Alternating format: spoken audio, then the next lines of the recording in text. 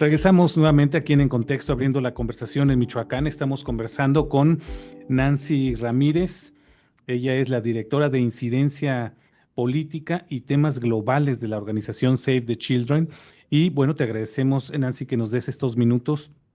Estamos, antes de irnos a la pausa, tú platicabas, bueno, de pues, la complejidad que existe en torno a la niñez y a la adolescencia para pues explicar estas respuestas violentas que se están generando, no sé si a últimas fechas, pero cuando menos gracias a las redes sociales y a esta comunicación cada vez más global, pues nos enteramos de lo que está sucediendo. La respuesta no tiene que ser solamente clínica, tiene que ser multifactorial. Tendrían que participar pues una cantidad importante de instituciones del Estado para poder atender esto que tú estabas comentando. Sí, efectivamente, digamos, partiendo del hecho de que esto es multifactorial, uno de los mensajes clave que queremos dejar desde Save the Children es que la salud mental de las niñas y los niños, en principio, no se define en los consultorios. No es ahí donde el punto de partida para atender la salud mental. La salud mental de niñas y niños se construye en el día a día, se construye en las familias, se construye en las escuelas, se construye en las comunidades donde crecen y se construye también en los contenidos que están viendo en el espacio digital. Esto es bien importante porque muchas veces este espacio en el que cada vez hay más participación de niñas y niños se nos olvida, ¿no? Se nos Ujú. olvida reflexionar qué está ocurriendo ahí, qué están viendo ahí, qué está pasando ahí y qué emociones les genera lo que está sucediendo en estos entornos, ¿no? Entonces, este hecho, ¿no? De que sea multifactorial y de que se construyan distintos entornos, pues en principio nos plantea que todas y todos como sociedad tenemos una responsabilidad, ¿no?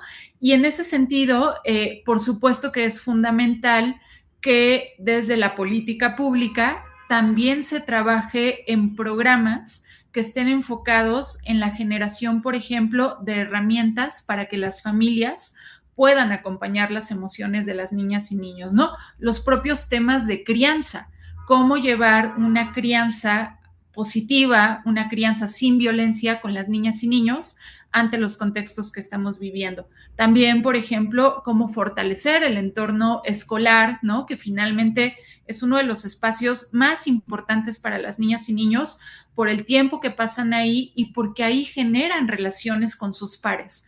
Relaciones que pueden ser muy positivas y de hecho contribuir en una salud mental favorable, pero también convertirse en contextos pues que finalmente terminan teniendo afectaciones, ¿no? Entonces, es eso, no el último lugar en el que tenemos que pensar es en lo clínico. Y de hecho Ujú. aquí algo que es importante, por ejemplo, observar es que cuando vemos los datos existe un patrón por edad. Entre los 5 y los 9 años hay una mayor concentración en trastornos de conducta.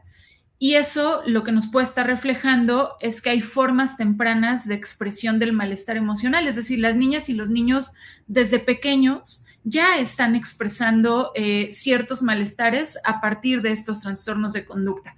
Pero cuando nos vamos al grupo de 10 a 14 años de edad, la mayor demanda es por trastornos de ansiedad, es decir, Ujú. algo que era un trastorno de conducta, muy probablemente al no ser atendido, al no ser acompañado, evolucionó a un trastorno de ansiedad.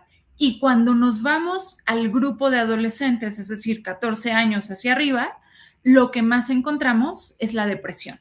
Es decir, ya una situación muchísimo más compleja de Ujú. atender, donde sí definitivamente necesitamos la parte clínica. Entonces, una de las cosas en las que también tenemos que pensar es, esto es algo que podemos prevenir desde edades tempranas y que en cuanto empecemos a observar ciertas situaciones, ciertos cambios, ¿no? Etcétera, en las niñas y niños, podemos empezar a dar un acompañamiento desde los entornos más cercanos antes de llegar a la parte clínica.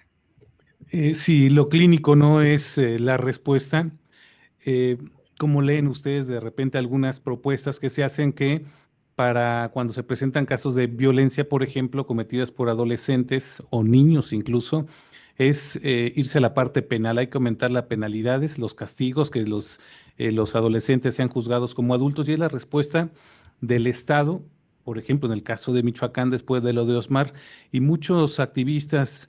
Yo he visto que dicen, no, no, no, hay que voltear a ver, evitar justamente que lleguen esos casos, apostarle a la educación, apostarle a las escuelas, apostarle a la prevención y a todo esto que tú has comentado ahorita.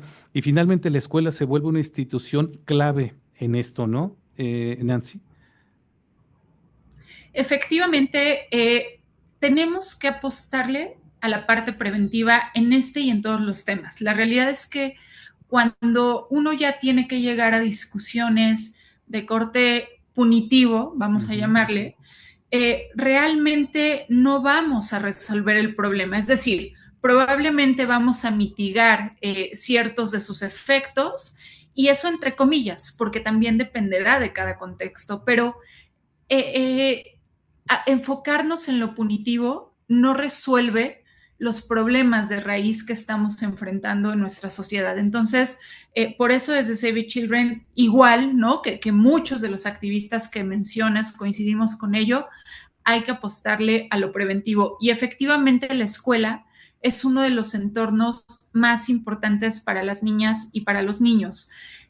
Justamente porque, como mencionabas un momento, la escuela es ese espacio en principio donde pasan una buena parte de su tiempo, ¿no? Las niñas y ujú, niños están presentes en este espacio, que además es un espacio que les permite generar estas relaciones que todas las personas necesitamos para nuestra salud mental.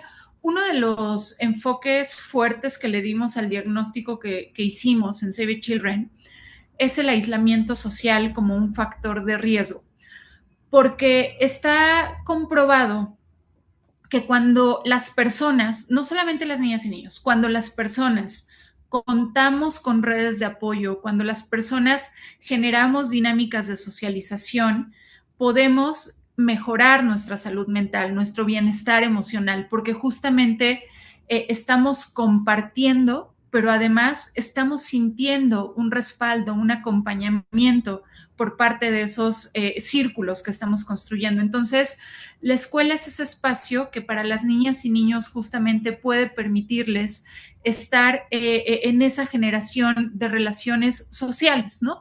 Además, con gente de su edad, porque muchas veces, sobre todo en la adolescencia, las niñas, los adolescentes, las y los adolescentes sabemos, es más difícil que quieran hablar con mamá, con papá o con otros adultos, ¿no? En general, los grupos donde trabajan con otras niñas, niños, adolescentes de sus edades son mucho más eficientes justamente para fortalecer estas otras dinámicas que ayudan al manejo de emociones. Entonces, la escuela es ese espacio clave, además de que la escuela, por supuesto, es un espacio clave para que los docentes puedan detectar con ujú, oportunidad ciertas características, ujú. condiciones que pueden ser una señal de que las niñas y niños requieren un acompañamiento. Ahora, aquí hay que tener mucho cuidado porque también recordemos, los docentes no son todólogos, Ujú. tampoco son expertos en salud mental. Entonces, una de las cosas que tenemos que evitar es que ahora los docentes se conviertan en personas que hacen un diagnóstico, porque entonces el riesgo ahí es que todo se vaya otra vez a lo clínico, cuando muchas Ujú. veces eso no es lo necesario. A veces las niñas y niños requieren el acompañamiento de un adulto o requieren a lo mejor justamente alguna actividad que les permita expresar sus emociones. En Save Children, por ejemplo, tenemos un programa que se llama Sanación a través de las artes, ¿no?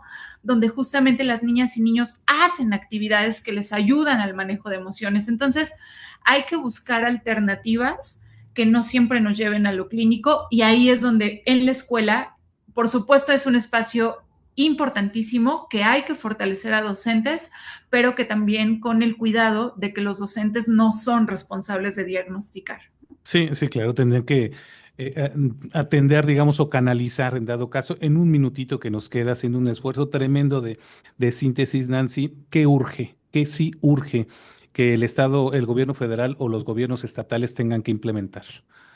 Bueno, urge, por supuesto, fortalecer la prevención en los entornos donde están las niñas y niños, escuelas y familias. Y todo lo que tenga que ver con el fortalecimiento familiar, hay que apostarle desde la política pública, porque ahí es donde las niñas y niños pueden generar entornos más protectores. Por supuesto, las escuelas, lo que hablábamos hace un momento, ¿no? Los docentes, los protocolos, pero también las propias actividades dentro de las escuelas y ampliar la atención en salud mental en el primer nivel, ¿no? El hecho de que la mayoría de las niñas y niños no requieran atención clínica en un principio no significa que no existan niñas y niños que lo requieren. Por supuesto que hay quienes lo requieren y ahí se necesita, sobre todo que en las comunidades más excluidas, el sistema de salud tenga la capacidad para poder responder. Y por último, reducir la exposición de la niñez a la violencia en todos los entornos, porque es una de las situaciones más graves que estamos viviendo en el país. Porque además se comienza a normalizar, ¿no? De verla tanto se comienza a normalizar. Nancy, muchísimas gracias por estos minutos. Pedirte que a ver si podemos volver a platicar un poco más adelante justamente sobre estos temas. Y por lo pronto, pues muchísimas gracias por estos minutos. Muchas gracias, Mario, a ti y a la audiencia por tomarse el tiempo para escuchar este tema tan importante. Invitarlos a seguir a Save the Children y el trabajo que estamos haciendo. Gracias, pues allí Nancy Ramírez, directora de Incidencia Política y Temas Globales de Save the Children. Vamos a la pausa y volvemos.